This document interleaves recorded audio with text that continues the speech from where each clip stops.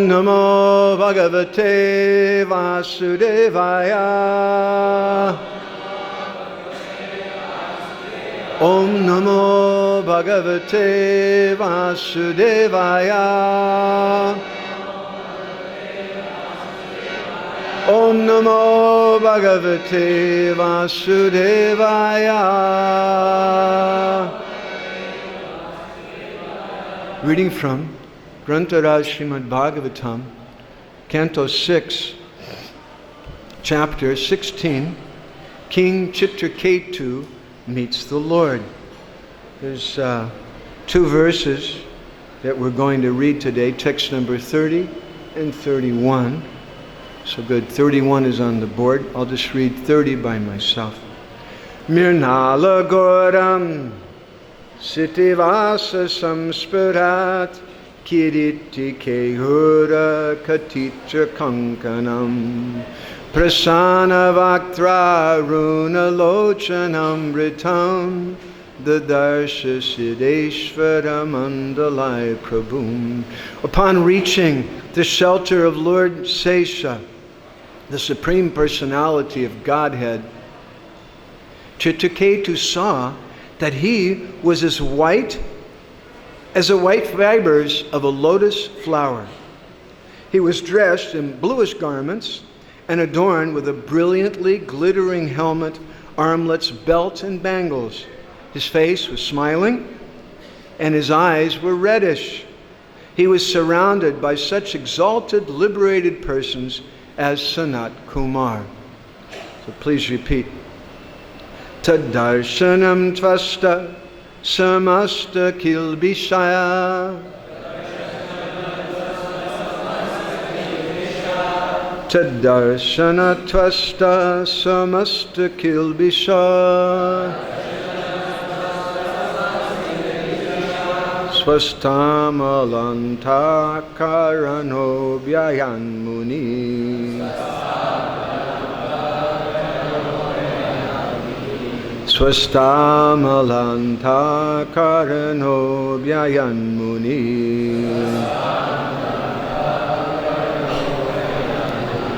Prabrida bhaktya pranayashulochana.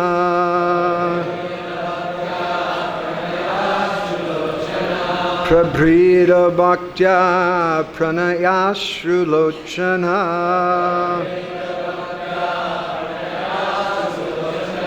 Pravishta Romanan Amad Adipurusham. Pravishta Roman Amad Adipurusham. Tadarshana, by the sight of the Supreme Personality of Godhead. Tvasta, destroyed.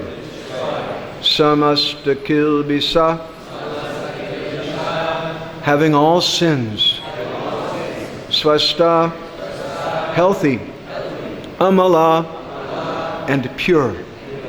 Antakarana, the core of whose heart. Abhyayat, approached face to face. Muni, the king, who was silent due to full mental satisfaction. Prabrida bhaktya, with an attitude of increased devotional service. Pranaya ashulochana, with tears in his eyes because of love. Prarishta Roma, his hair standing on end due to jubilation. Anamat, offered respectful obeisances. Adipurusham, under the expansion of the original personality.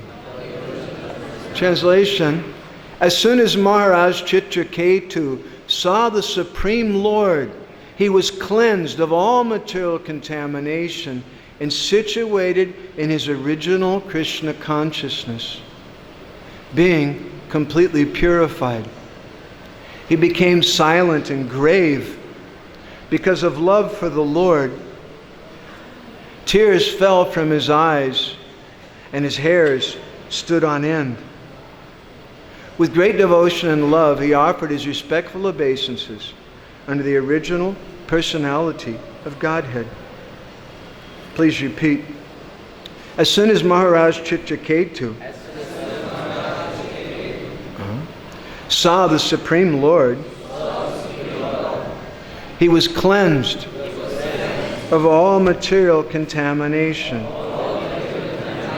and situated in his original Krishna consciousness, being completely purified. He became silent and grave. And because of love for the Lord, tears fell from his eyes, and his hairs stood on end. With great devotion and love, he offered his respectful obeisances under the original personality of Godhead. Purport by His Divine Grace, A.C. Bhaktivedanta Swami Srila Prabhupada. The word tadarshana tvasta samasta kilbisa is very important in this verse. If one regularly sees the Supreme Personality of Godhead in the temple, Jai Shri Shri Krishna Balanam Shri Shri Radhashyam Sundar Shri Shri Gaura Nityananda, one will gradually, it's very auspicious, say the doors open just when we read, that if one regularly sees the Supreme Personality of Godhead in the temple, one will gradually be disinfected of all material desires simply by visiting the temple and seeing the deity. When one is freed from all the results of sinful activities, one will be purified, and with a healthy mind completely cleansed, he will increasingly make progress in Krishna consciousness. Gora Graganya Gana Gotra Goloruharam Goranga Guratama Gopyara Kopa Briksham Gopala Gada Ratidam Yati Singha Gora Govinda Deshi Kavaram Satatam Namami. So, this verse and purport speaks something about seeing the Supreme Personality of Godhead. This is a very, very big subject matter. Who really sees the Supreme Lord? Vrindavan Das Thakur tells a story in Chaitanya Bhagavat about Mahaprabhu's rejection, or seeming rejection, of his dear devotee, Mukunda. And how Mukunda was rejected by Mahaprabhu because he was going so many different places. Sometimes devotees like to do that too. Prabhu, you should be liberal-minded. Don't be sectarian and offensive.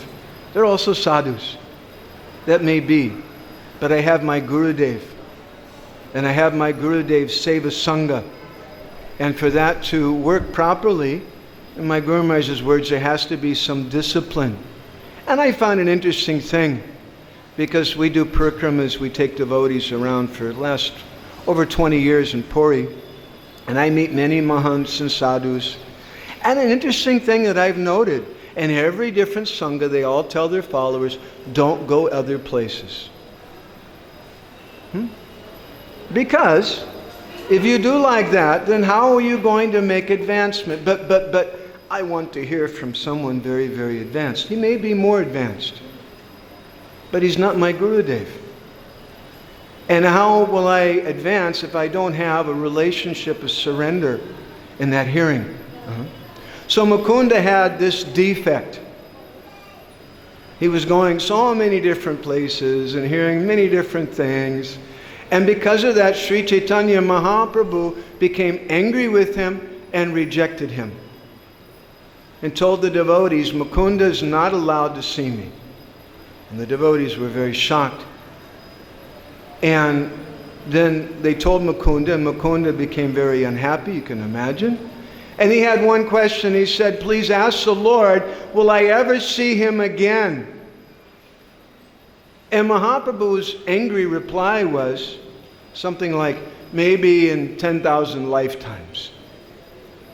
When the devotees took that news to Mukunda, probably we wouldn't be very inspired by that news. But when Mukunda heard that, he started dancing and jumping in ecstasy. Only 10,000 lifetimes. Haribo, Haribo, Haribo. He was so very, very happy because he had so much devotion for the Lord. And Mahaprabhu's rejection of him was only a paravichara, or an apparent consideration. Because Mukunda is the Lord's eternal associate. But Mahaprabhu wanted to teach through Mukunda. And when the devotees came to Mahaprabhu and told them that Mukunda started dancing in ecstasy when he heard your comments, Mahaprabhu's heart melted. And he said, you bring Mukunda here. And he started speaking to Mukunda then about what it means to see the Lord. It's a very long, beautiful discussion in Chaitanya Bhagavat, in Madhya Lila, chapter 10. I'd like to sing a couple of lines from it. At one point, Mahaprabhu, he tells Mukunda something very confidential, something about his previous appearance in Dwarpar Yuga as a son of Mother Yashoda Krishna. And he spoke to him about how he went to Mathura. And so many people saw him there, right? But did they? And at that time he spoke to him about the washerman. And Mahaprabhu said, Rajake odekila magila taratani tatapi vanchita hoila jate kremanani. Bolo. Hare Krishna, Hare Krishna. Hare Ram, Hare Ram, Ram Ram. He said, the washerman, he saw me. But when I asked him for something, then what happened? Tatapi vanchita. Vanchita, he was cheated because he didn't appreciate me. He had darshan of the Lord, Supreme Personality of Godhead. And then Mahaprabhu went on to explain further.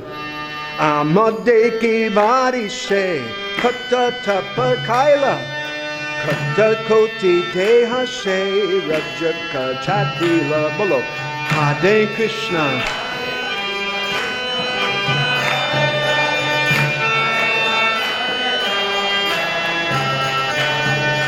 Palike Mahabhagye Mora Darshana Na Paila Sukha Bhakti Sunyera Karan Bolo Hare Krishna.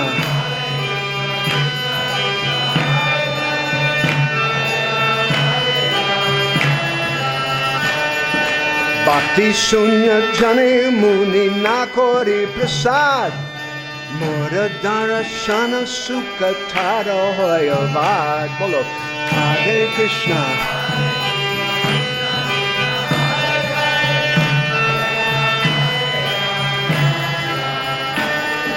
He said, that washerman, don't think he was an ordinary person. Just some lucky guy on the street who happened to see Krishna and get killed by him.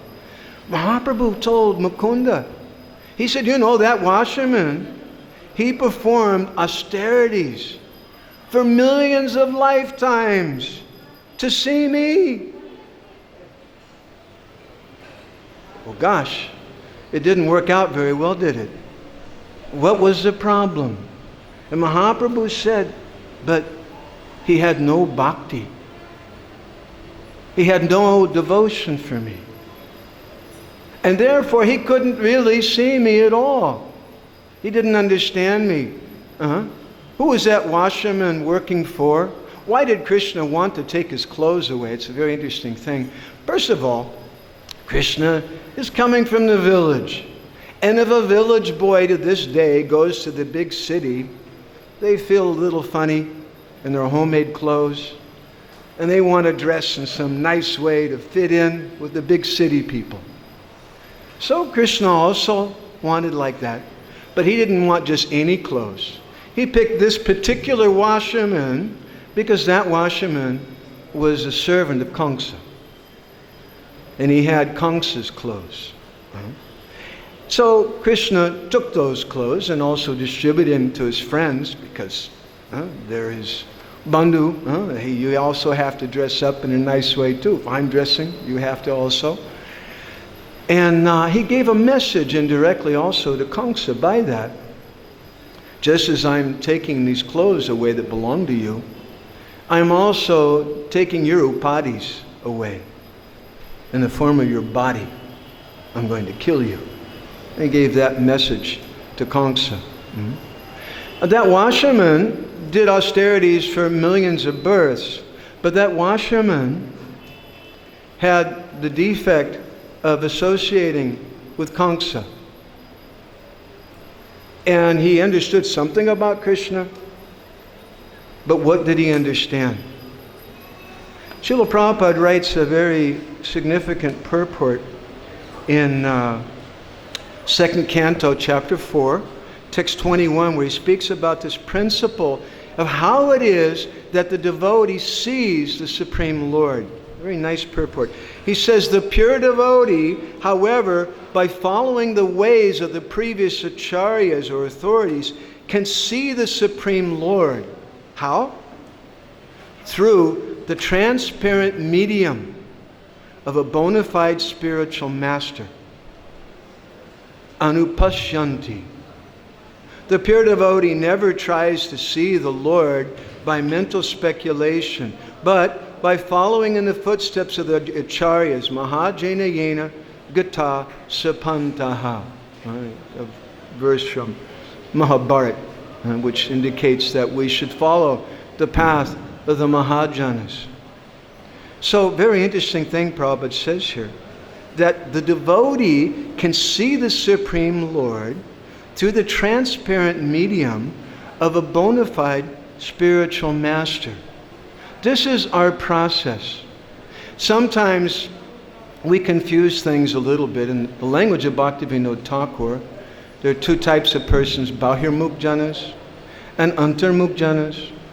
And when we come, you can't blame anyone. They're Bahirmukh Janas, external persons. And generally, they think Krishna consciousness in terms of some external thing. There's a nice poem I'd like to read to you in English. So not so easy for non-native English speakers. I'll explain it a little bit. This is from Sri Vaishnav, and he translated a song by Nam Alwar in a book he called Hymns for the Drowning. Nice title. And here's the poem. Mumbling and prattling the many names, while onlookers say they're crazy, entering and not entering cities, standing still or swaying before a laughing world. They dance, they leap, undone by feeling, and the gods bow down before them. What he's speaking about here is the devotees chanting in public, mumbling, prattling, or English words that are not so common for someone just speaking on, and it seems like they're just saying something non-important. Mumbling and prattling the many names of the Lord, while onlookers say they're crazy. Common people can't appreciate. They think these people are crazy. Entering and not entering cities. They enter the city, but they don't really ever enter the city. We spoke about this a few days ago, and we put a phrase on this that we should learn to live alone in the crowd. The science of that. Prabhupada wanted us to be members of this society, but we also have to have our individualism. And similarly, we go and we mix with the outside world for the sake of preaching, but we never really mix. Entering and not entering cities. Standing still or swaying. Swaying back and forth in the kirtan. Before a laughing world, everyone's just laughing at them. They dance, they leap, undone by feeling, and the gods bow down before them.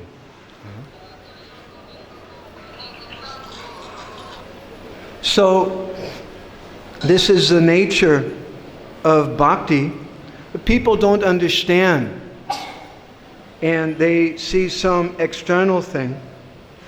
And sometimes even devotees may be in this kind of situation that we think that, oh, it means 4 principles, 16 rounds, and if you do that, then you're a member.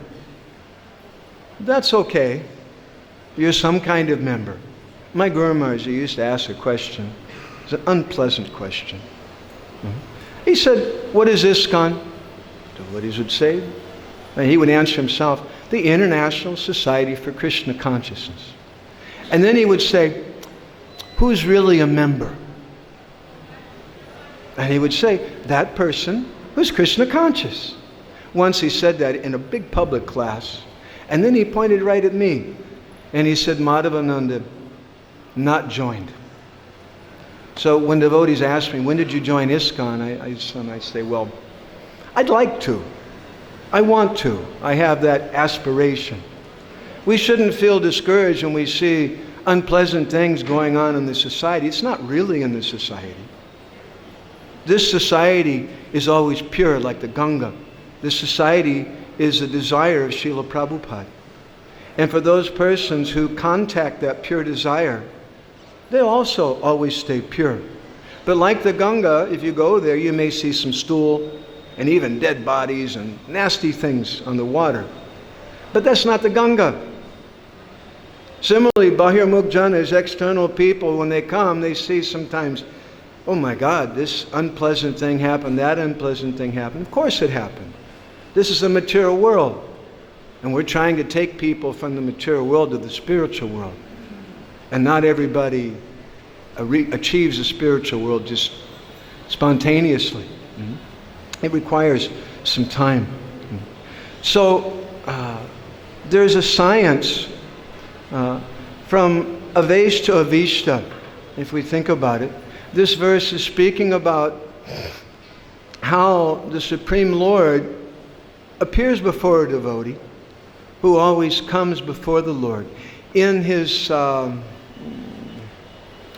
Sanatana Goswami, in his Krishna Lila Stava, he writes it, Rupa Namashrita Vishta. Very nice line.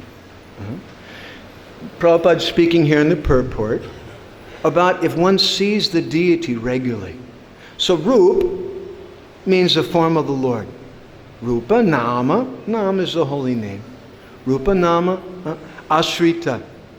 For someone who is ashray, who is taking shelter of the deity, they come every day and they pray with their whole heart to the deities. They pray to the holy name. They're not just doing a mechanical thing like the rosary in the Catholic Church or something, but they're doing something with feeling. Rupa Nama Shrita Avishta. Then an amazing thing happens. Krishna enters the body of that devotee. Sanatana Goswami describes this. And it's also described in a number of different places. The Brahma Vaivarta Purana describes that by reading Shastra, something happens to the devotee.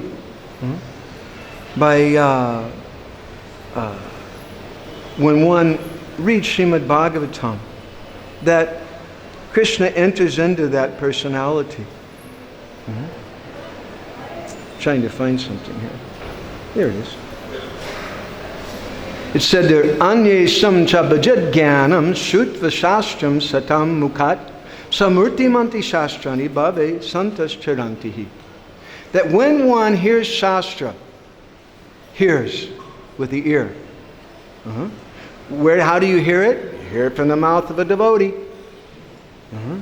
When you hear Shastra, Shutva Shastram, from Satam Mukhat.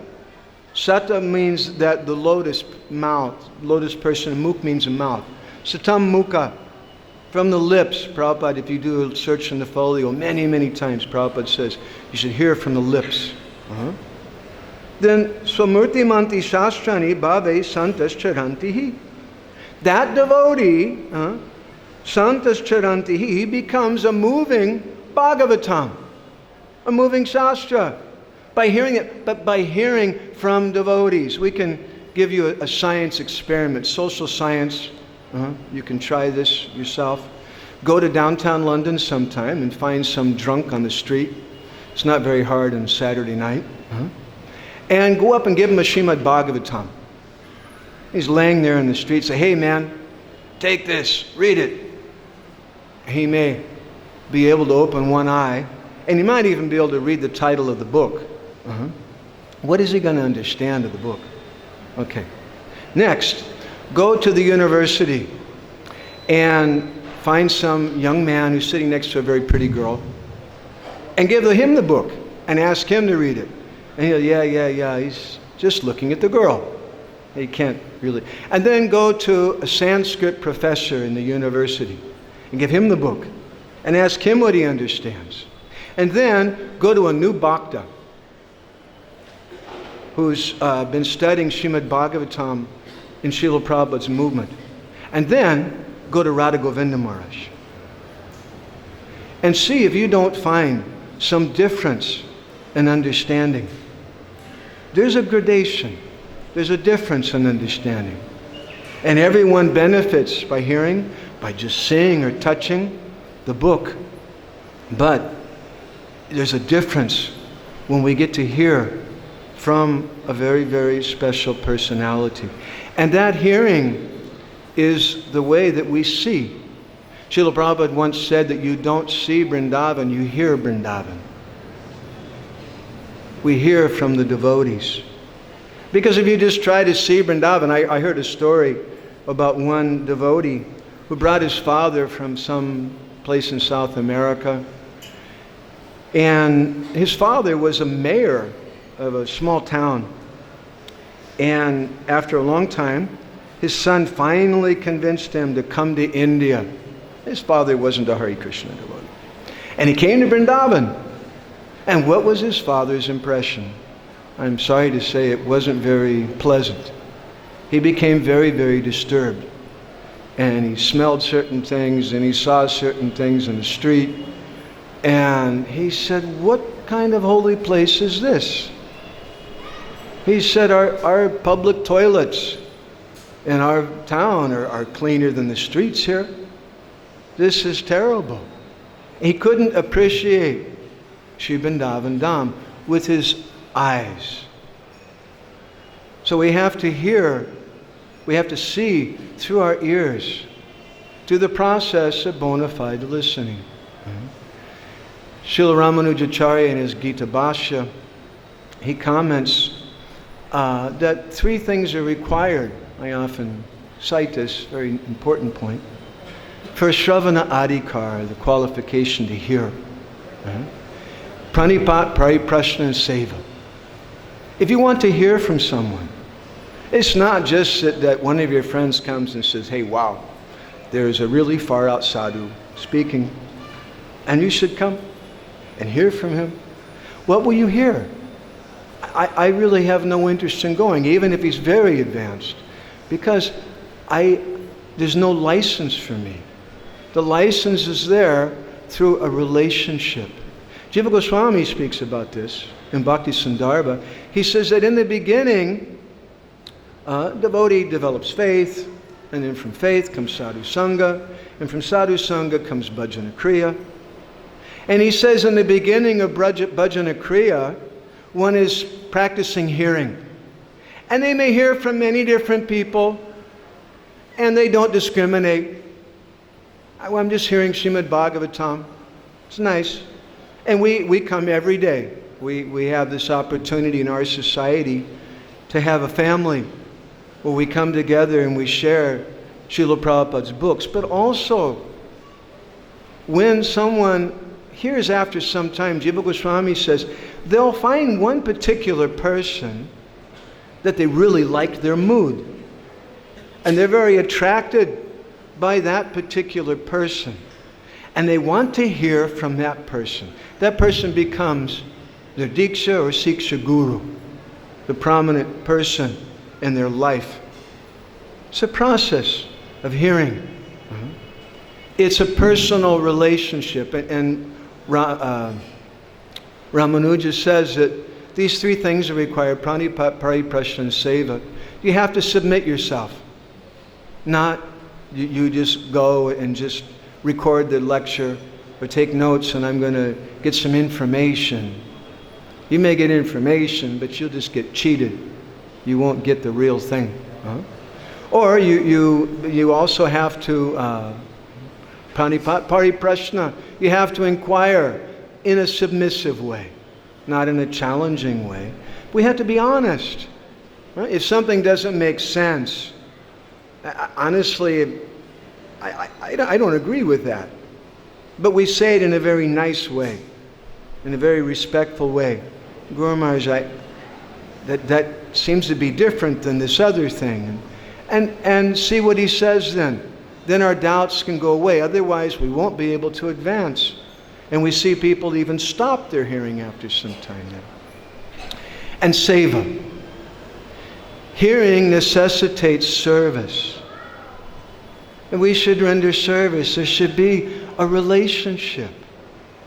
If you are just an information walla and you want to fill up notebooks full of information, and then you can sit sometime maybe in class and spout off a whole bunch of verses and figures and information, you might attract a following. And you might impress some people, but you won't touch anyone's heart. Because there's a transmission that goes on through submissive hearing. When we have a relationship, this is our parampara. As Srila Prabhupada said, this is, the devotees can see the Supreme Lord through the transparent medium of a bona fide spiritual master. This is our process. Not that I try to see the Lord. One of my pet peeves, please forgive me if anyone becomes disturbed by this controversial statement, is what we sometimes think of as darshan in our society.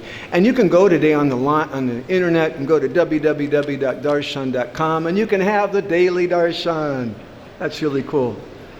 What's the necessity of going to Mangalartik? I can stay in bed and just turn on the computer, get my kartals, sit up in bed, and I'm there, right? But is it really darshan? Srila Bhaktisiddhanta Saraswati Thakur speaks about the principle of darshan. It's a very subtle and very, very deep principle. And he says that there are two principles. There's the seer and the seen, or the drashta and the drishta. And he says, by our constitutional position, we're not the seer. Rather, we're meant to be seen. We depend on revelation. It's a descending process, not the ascending process. And that includes in darshan. What does darshan mean? You come before the deity and you check him out. Yeah, pujaris did a good job today. Yeah, I approve. It's all right. Nice, nice. That's not darshan. Srila Bhaktisiddhanta says that Mahaprabhu taught us what is darshan in Jagannath Puri. When he came to have darshan of Jagannath the first time, he ran to embrace the deities. But he never did that again. And thereafter, he always stayed in the back, standing next to Garuda. Why? As Srila Bhaktisiddhanta explains, there's both internal reason and external reason. The antaranga karana, the internal reason was that from that place, they say, I've never been inside, I don't know. They say from that position, you can't see Balaram and Subhadra. You can only see Jagannath. And Mahaprabhu's Radha Baba Duti, Suvali Tamnomi Krishna Swarupam. He's in the mood of Radha. He likes to see Jagannath. He becomes a little shy when he sees Balaram and Subhadra. That's an internal reason. He said, but there's also an external reason. For Loka Siksha, or to teach us the meaning of darshan. Darshan doesn't mean that I see the Lord with my eyes made out of stool and urine. And I think, yeah, these are nice deities, but I like deities better that are made out of marble. These ones are made out of wood, or they're made out of metal. I like marble deities better. And we see in some mundane way. That's not darshan. Premanjana charita bhakti vilochanena santas sadaiva hridayeshi vilokayanti. We see with the ointment of love, which comes through the mercy of Guru and Krishna. And by that ointment of love, we can see the deity. But darshan means that we report before the Lord. Here I am, boss. I'm checking in today. And sometimes you may see some of the Hindus, they tug on their ears, or they kind of slap their faces. It's very sweet, actually. Because they're coming before the Lord, and they're playing, please chastise me. I'm reporting before you. I came late for work today. When you come into work, you have to go see the boss first. So we come and report before the deity every day, and the deity sees us.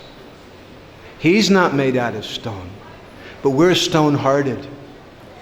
He can see us, but we can't see him.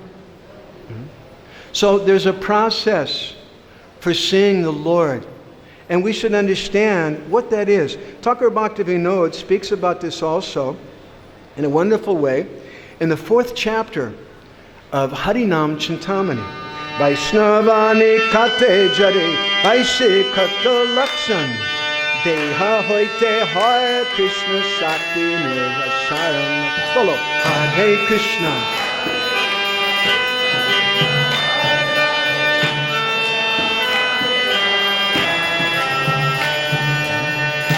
He says that, a wonderful thing, just even if by chance someone comes near a Vaishnav, even you don't know he's a Vaishnav, you just somehow, maybe you touch his body, or you just come a few feet away from him, from a very, very elevated person. I've heard stories the devotees have said about Srila Prabhupada, that even in a dark room, if they were alone with Srila Prabhupada, they could feel his presence. Bhaktivinoda speaks about this. There's a kind of potency. Say Shakti Shadavan Hridoya Pasya Bhaktira Udoya Kori Deha Kanpaya Bolo Hare Krishna.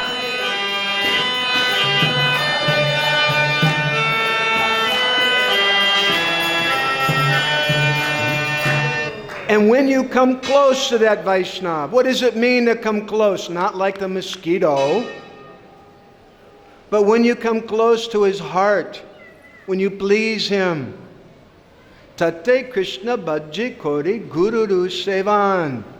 Chaitanya Charitamrita says, you should worship Krishna. That's your Guru Seva. Not that I just worship Krishna on my own, but I'm worshiping Krishna as a service to my Gurudev. My connection is with my Gurudev. And he gives me some blessing.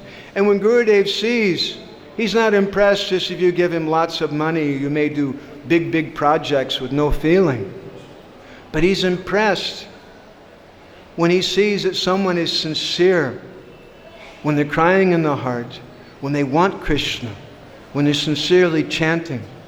And then, say Shakti Shadavan Hridaya Pasya. That Shakti from that Vaishnava enters the heart of the devotee. Bhaktira Udaya Kore Deha Kanpaya. Then something happens. The devotee's body starts shaking and trembling. Asta Satvikara Bhav. By this mercy of the Vaishnava.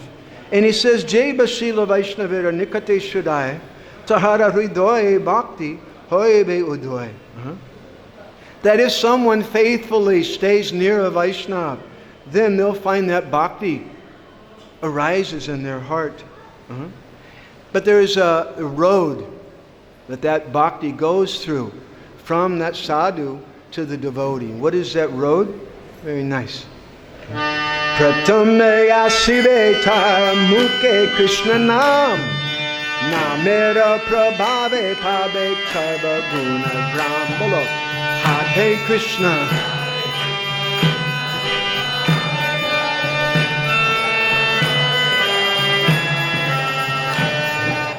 That highway from the sadhu to the devotee is the holy name.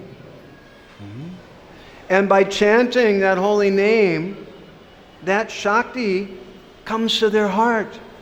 And they get all good qualities. Rupa Namashrita Vishta. That by taking shelter of the form of the Lord, the holy name of the Lord, through the proper channels, through the proper method that Srila Prabhupada has given us, that Krishna actually enters in the body of the devotee. And they become avesh, they become empowered. And as they become more and more empowered, they may become avishta. Krishna really appears in their heart, like Nakul Das Brahmachari. I'd like to finish with a short story about Krishna Darshan. This happened here in Vrindavan a few hundred years ago. There was one Vaishnava who was staying. He was in charge of the place known as Nityananda Vat, right near the Radha Damodar temple on the bank of the Jamuna. And his name was Nanda Kishore Goswami. And he was a big guru. He had a lot of disciples. One of his disciples was named Bondu. And Bondu, he wasn't so sharp. He didn't know any verses, couldn't really do so much preaching or anything. So Gurudev engaged him in taking care of the cows. And Bondu was very simple though. Although he wasn't so shastric, he had the good qualification of faith in his guru and simplicity. And Srila Bhaktisiddhanta used to say that Saralata hi Vaishnava. The simplicity is Vaishnavism. He used to take the cows across the Jamuna, and they would herd them there in Bhagavad-Gita. And one day when he went there, he met some local boys, and they told him, "You're very lucky you come here, because you know, to this day, every day, Krishna and Balaram are coming here. And they're herding their cows, and if you're very fortunate, you may get to see them." Bondu became very excited. So he started looking and looking, but he didn't find them. And days went by, weeks, months, and years went by. And Bondu was looking, where is Krishna? And Bondu became very, very depressed after some time. And he started crying. Vrindavan Das Thakur, he says, Bhakti Yoga, Bhakti Yoga, Bhakti Yoga Dana. Bhakti e Krishna Nama Smarana Kandana Bolo. Hare Krishna.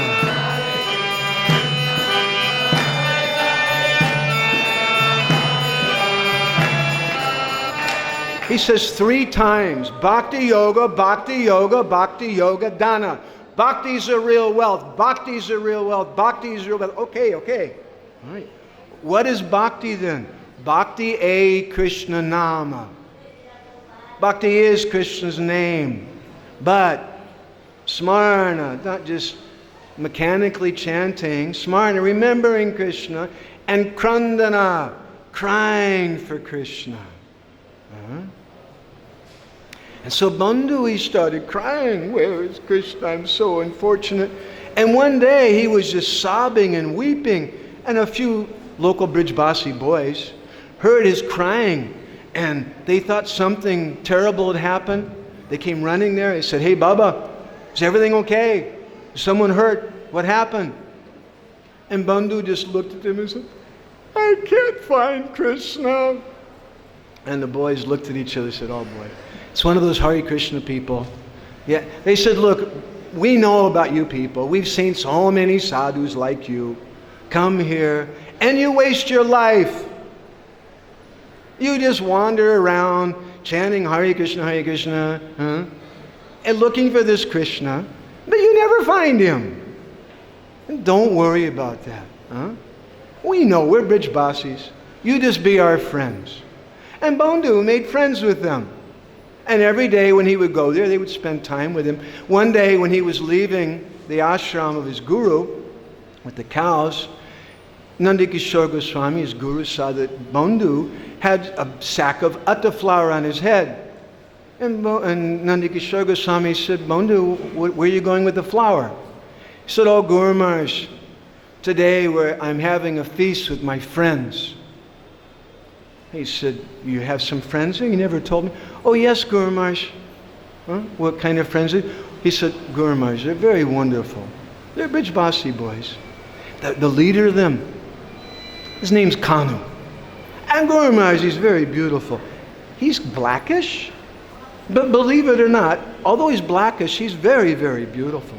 And he has some wonderful friends. And Guru Maharaj, I know this sounds really crazy, but he has this flute. I don't know, it has like some magic or something in it. I've seen with my own eyes. Sometimes when he plays the flute, the Jamuna River stops flowing.